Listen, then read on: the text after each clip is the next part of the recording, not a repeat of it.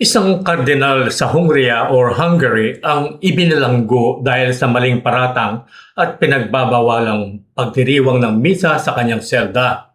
Ngunit sa walang hanggang awa ng Diyos, isang di inaasahang pagbisita ang dumating. Handa siyang paginhawahin ng kanyang espiritual na pagdurusa. Manatili at panoorin ang kwento natin ngayong araw.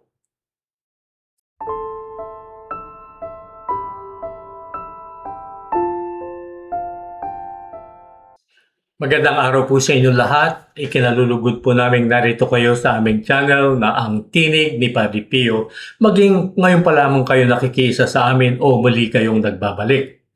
Ang kwento ngayon mula sa buhay ni Padre Pio ay maaaring magbigay inspirasyon sa inyo sa paraang hindi ninyo inaasahan.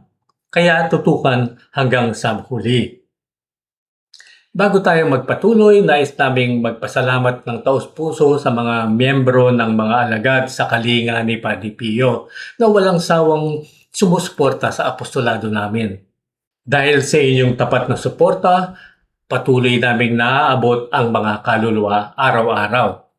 Pagbibigay ng aliw, pagpapatibay ng pananampalataya, at pinanatiling buhay ang espiritual na pamana ni Padre Pio sa mga naghahanap ng katahimikan at payapa ng loob at kaisipan.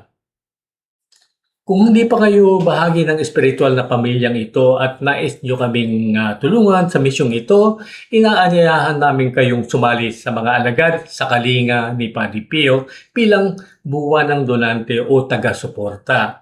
Bilang miyembro, kayo ay espiritual na inaalala sa mga banal na misa para sa inyong mga intensyon at tinatanggap sa isang komunidad ng panalangin sa ilalim ng proteksyon ni Padre Pio.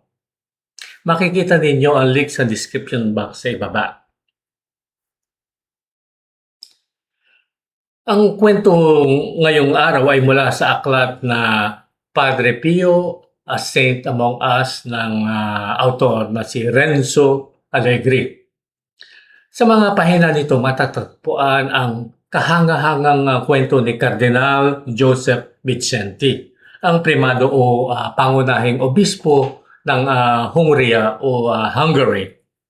Siya ay ibinilanggo ng rehimeng komunista sa kanyang bansa at hinatulan ng habang buhay na pagkakulong dahil sa kanyang matatag na katapatan sa Batikano. Ngunit habang siya ay nasa bilangguan, nakatanggap siya ng isang di inaasahang pagbisita ng walang iba kundi mula kay Padre Pio. Ang salaysay na ito ay ibinahagi kay Renzo Allegri ni Angelo Battisti na naglingkod bilang administrador ng ospital ni Padre Pio na Casa Sollievo de la Sofferenza o tahanan para sa kaginawahan ng pagpapakasakit. Noong 1949, si Cardinal Vicenti ay hinatulan ng habang buhay na pagkabilanggo dahil sa umano'y pakikipagsabwatan laban sa pamahalaang komunista. Habang nasa kulungan, humiling siya ng mga kinakailangan upang makapagmisa, ngunit sa tinanggihan ng kanyang kahilingan. Sa katunayan, sa loob ng 9 na buwan, 1949 hanggang 1950, 1949 to 1950, hindi siya pinayagang magdiwang ng misa. Ngunit kinakabukasan matapos tanggihan ang kanyang kahilingan, may pambihirang nangyari. Isang paring cappuccino ang pumasok sa kanyang selda, dala ang lahat ng kailangan para sa misa.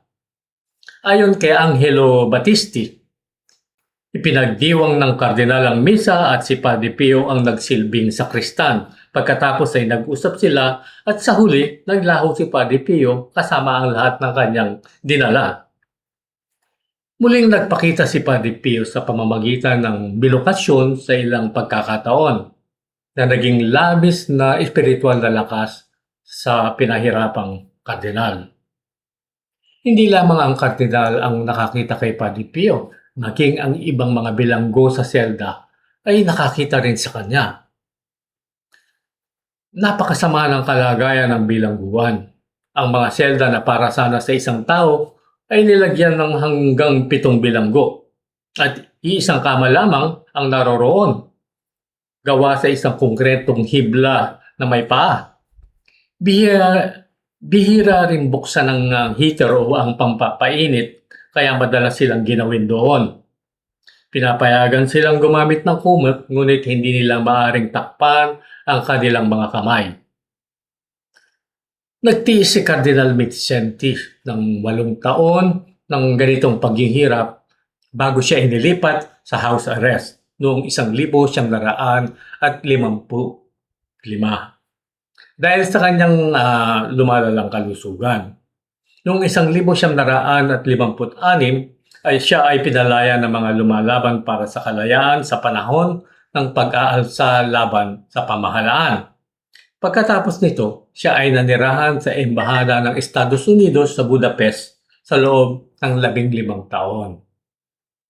Sa huling bahagi ng kanyang buhay, ipinatapon siya mula sa Hungria patungang Austria at namatay sa Vienna noong ika-6 ng Mayo 1975, May 6, 1975, sa edad na 83. Hindi itinago ng kardinal ang kanyang karanasan kay Padre Pio. Hayagan niya itong ibinahagi.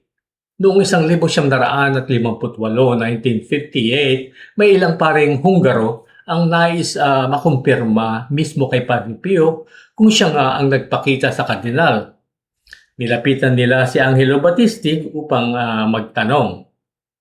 At ito ang sinagot ni Battisti sa kanila. Isang pari mula sa Budapest ang nagsabi sa akin tungkol sa pangyayari at nagtanong kung maaari kong hingin ang kumpirmasyon mula kay Padre Pio. Sinagot ko na kung magtatanong ako ng ganoon, palalayasin niya ako sa kanyang silid. Ngunit isang gabi, naglakas loob si Battisti at itinanong si Padre Pio kung kilala niya si Cardinal Mindszenty. Medyo may pagkairita ang sagot ni Padre Pio. Sabi niya, nagkita kami, nag-uusap kami, at gusto mo bang hindi namin nakilala ang isa't isa? Pagkatapos nalungkot si Padre Pio at sinabi, ang diablo ay pangit, ngunit ginawa nilang mas pangit pa siya kaysa sa diablo. Tinutukoy niya ang mga karumal-dumal na pagmamalupit at pang-aabusong dinanas ng kardinal sa bilungguan. At nagwakas siya sa pagsasabing, alalahanin ninyong ipagdasal ang dakilang tagapaghayag ng pananampalataya na labis na nagdusa para sa simbahan. At iyan po ang kwento natin ngayong araw.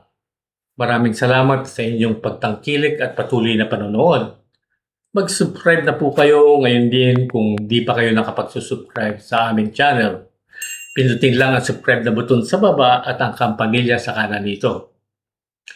Naway pagpalain kayo ng mahal na Birhen, ni Padre Pio at siyempre ng ating Panginoong Diyos. Hanggang sa susunod nating pagkikita, paalam muna ng pansamantala. In nome del Padre, del Figliolo e dello Spirito Santo, e così sia. Sia lodato Gesù e Maria, e